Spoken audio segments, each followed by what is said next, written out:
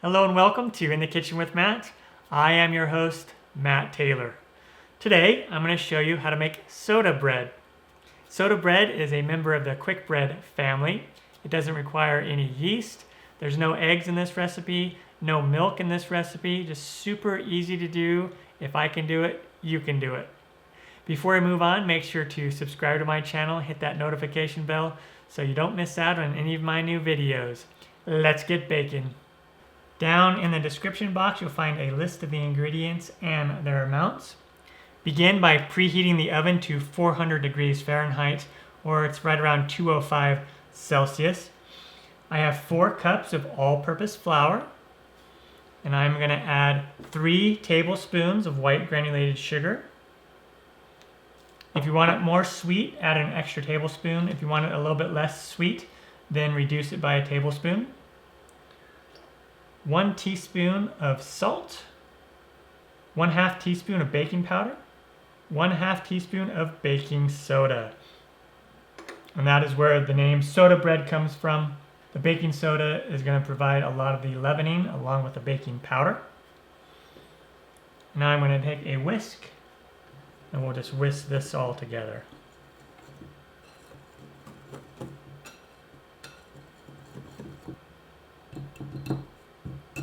All right, in a large bowl, I'm going to take 1.5 cups of water, and I am using filtered water because my tap water doesn't taste very good.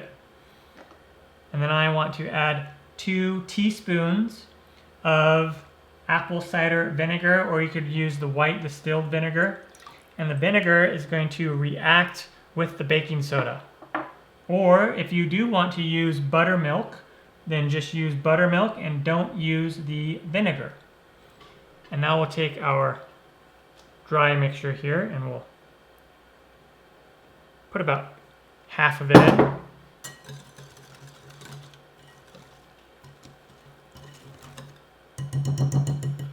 Give it a good mix. Now I will add some more of that dry mixture, dry ingredients. I'll switch to a silicone spoon, or you can use a wooden spoon, of course.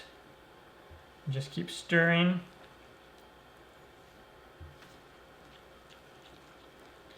One reason why I like the silicone spoon is that the sides of the spoon can act like a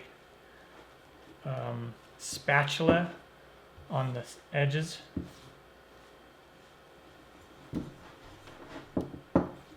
So we'll just keep stirring this together. We don't want to overwork the dough a ton, but we do want to incorporate this flour. And I'm not going to add it all in. I'm going to leave about that much left.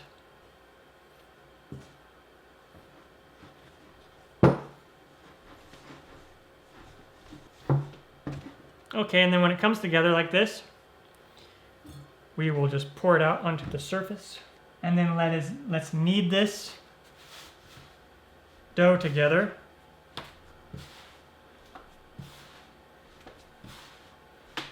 Just for about 2 to 3 minutes.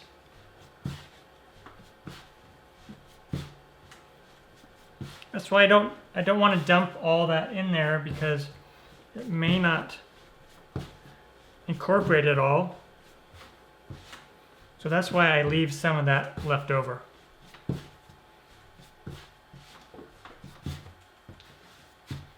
And when it gets sticky,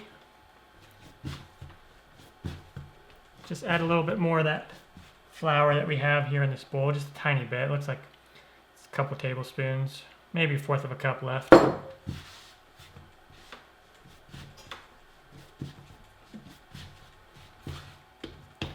So you may or may not have some flour dry mixture left. Just depends. Every dough turns out a little bit different. And then what I'm going to do is I'm just going to pat it down into a disc about 1.5 inches tall. And then I want to move this over to my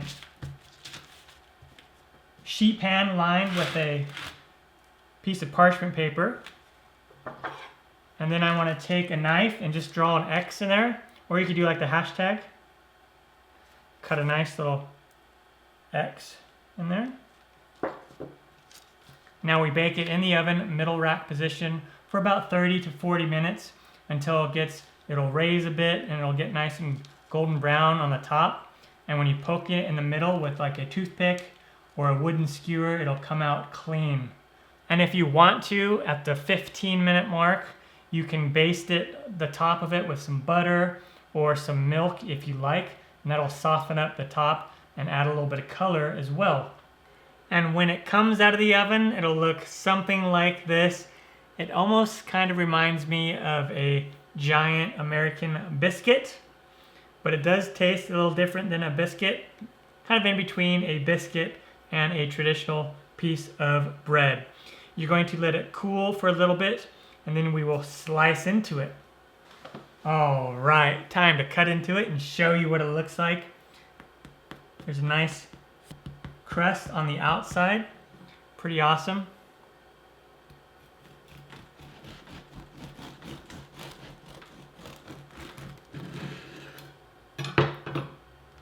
Oh yeah, and look at that, so awesome.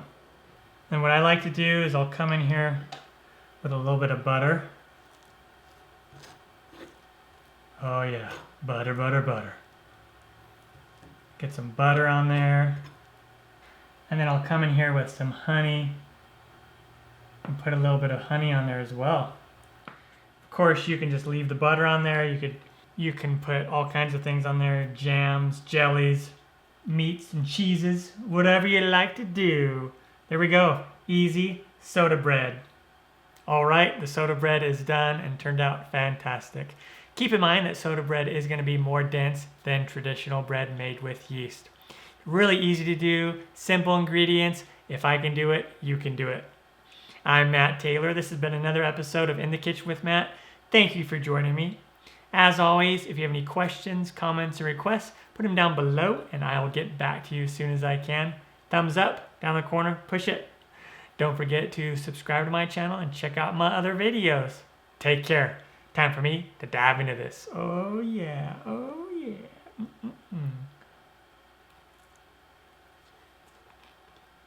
Mmm.